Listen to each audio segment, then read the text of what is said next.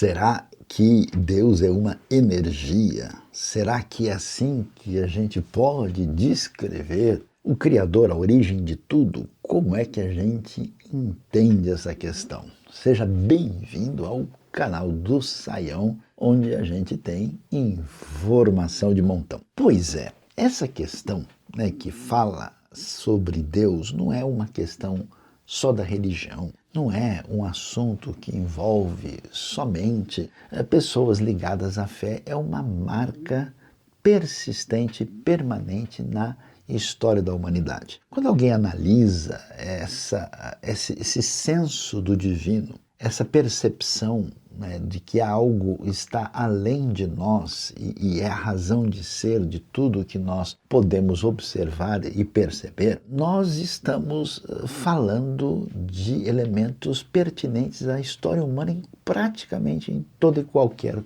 cultura. E assim, vamos tentar pensar sobre isso de uma maneira não dogmática, não religiosa tradicional. O que acontece? Desde a antiguidade, os seres humanos, olhando para toda a diversidade à sua volta, que os estudiosos gostam de chamar de essa manifestação fenomenológica que está diante dos sentidos de cada pessoa, vendo coisas que nos evocam algo, vamos dizer, extremamente belo, fascinante, que ultrapassa a nossa compreensão ou capacidade de captar isso.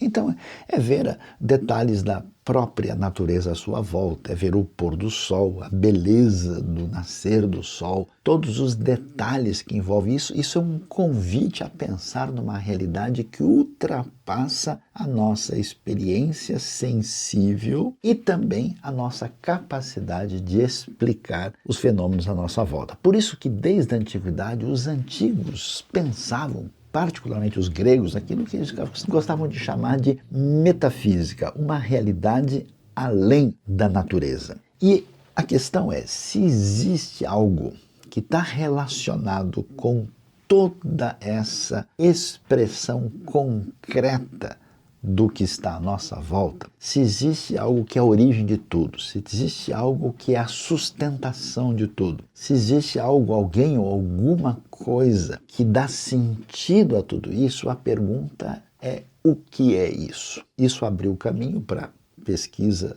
da filosofia e abriu o caminho para a pesquisa, a investigação, a reflexão na história da fé. E olha que coisa interessante. Uma parte das pessoas dos dias de hoje, em função das experiências difíceis da vida, em função do sofrimento, em função da presente maldade e da crueldade, tanto na realidade dos seres humanos, mas até mesmo presente na própria natureza, essas pessoas entendem que isso é tão determinante que não é possível que haja nada por trás daquilo que nós contemplamos. Então, aquilo que envolve a experiência sublime, aquilo que envolve uma manifestação estética extraordinária, aquilo que tem a ver com algum senso de espiritualidade, aquilo que tem a ver com esse evocar de uma realidade superior, não passa de uma ilusão momentânea, já que para esse tipo de enfoque não existe qualquer realidade ligada à divindade. Mas será que esse posicionamento tão atrelado à dor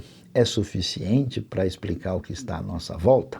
Então é interessante que, claro, tirando especialmente o mundo ocidental dos últimos 2, 3 séculos e a sua influência, historicamente o ser humano sempre dialogou, interagiu, perguntou e experimentou o sagrado. Mas na hora de fazer isso, é interessante que temos uns caminhos na história humana. Um dos caminhos é observar toda a diversidade desse mundo à nossa volta e perceber elementos extraordinários em cada uma delas e então entender de uma maneira, vamos dizer, diversificada e pluralizada aquilo que se tornou a convicção politeísta de diversos povos. Ou seja, existe alguma ânima, existe alguma alma, Existe alguma espiritualidade por trás de cada coisa. É por isso que a gente ouve falar de animismo, que é a ideia de um mundo sempre encantado, que por trás de cada coisa existe algum elemento divino. A dificuldade com esse pensamento é que a gente não consegue integrar a realidade. Aliás, até existe a grande dificuldade de você ter um conflito e uma guerra, digamos, dos deuses, né? E até mesmo uma contradição, uma oposição e até mesmo uma burocracia espiritual, já que uma divindade funciona de um jeito e outra divindade funciona de outro. Isso você pode ver, inclusive, nos antigos mitos gregos e de outros povos também. Então, surge a ideia de que não é possível que a gente tenha toda essa dimensão extraordinária e que ela não tenha um ponto de unidade que integre tudo isso. Daí nós vemos a expressão que surge na ideia de que por trás dessa realidade diversificada deve haver uma unidade só, uma espécie de divindade única. Interessante que o faraó Amenófis IV, o famoso Akhenaton, tentou fazer uma revolução espiritual religiosa no Egito, que lhe custou muito caro, exatamente sugerindo que a diversidade do panteão egípcio deveria ser substituído por uma divindade única que tinha ligação com o Sol. Essa proposta,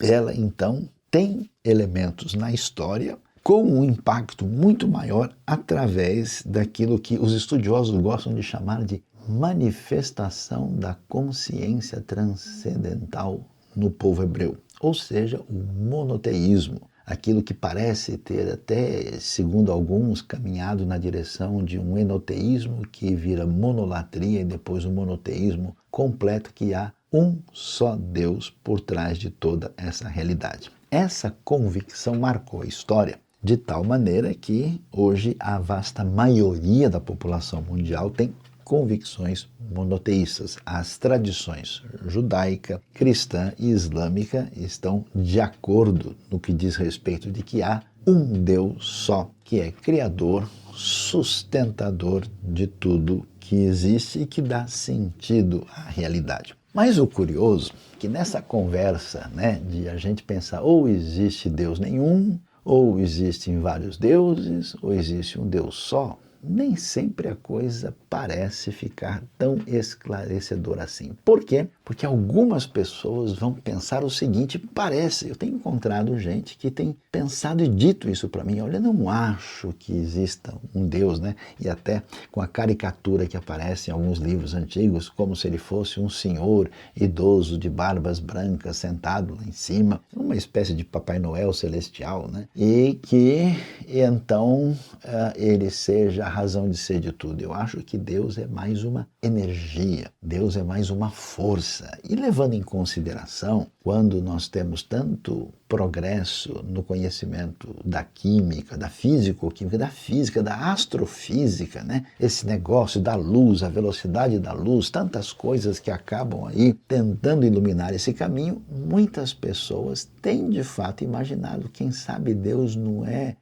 exatamente alguém, Deus não é uma pessoa, Deus não está ligado com essa dimensão, ele é essa força cósmica indescritível, essa energia maior por trás de tudo. A ideia até parece interessante e promissora, mas sabe qual é a questão mais, talvez, desafiante de pensar nesse Deus de energia? É o fato de que se a gente puder usar o mínimo da lógica tradicional e de fato dizer que, olha, tudo que existe, toda a diversidade biológica impressionante, esse universo gigantesco com bilhões de anos-luz, toda a diversidade não só do macrocosmo, mas do microcosmo, quanta coisa detalhada até chegar ao nível atômico e subatômico de compreensão da realidade. E a gente, então, como seres humanos, tendo autoconsciência, tendo possibilidade de interagir com a realidade, interpretar a realidade e sermos esse ser complexo que está presente no universo, você poderia imaginar que quem é o responsável, quem é o criador, quem é a fonte de tudo isso, poderia ser um ser impessoal. Então, isso é que, de fato, me levanta um grande ponto de interrogação. como é que pode uma energia semelhante ao quê?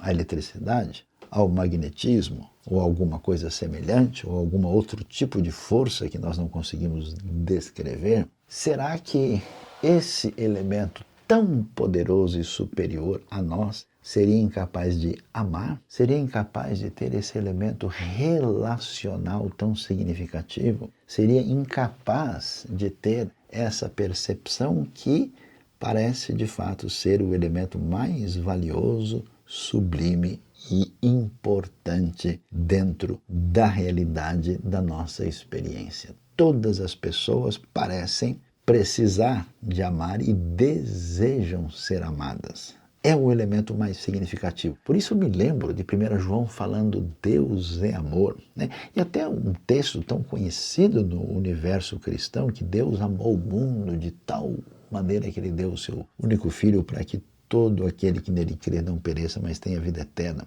Então é muito difícil imaginar que se existe essa realidade superior, subjacente, tão decantada, tão ansiada, tão estudada, tão marcada na experiência humana, que é a referência da divindade, que ele não seja uma divindade única, que dê sentido e integre toda a realidade e que ele possa ser em algum aspecto inferior a nós mesmos. Por isso, parece para mim fazer todo sentido que Deus é alguém, que Deus é pessoal, que Deus deseja relacionamento e que Deus é capaz da coisa mais especial que conhecemos na experiência, é capaz de amar. Portanto, na próxima vez que refletir ou quiser fazer a sua oração, lembre-se que pensar num Deus meramente energético provavelmente vai produzir uma espiritualidade mecânica, uma espécie de devoção que parece bastante limitada na sua relação com aquilo que há de mais profundo e mais importante e mais tocante na experiência humana. Que o Senhor ilumine a nossa mente e nos ajude a entender o assunto e que a gente entenda que não dá para pensar na divindade só como energia, como fonte de calor. Afinal de contas, faz mais sentido dizer que Deus é amor.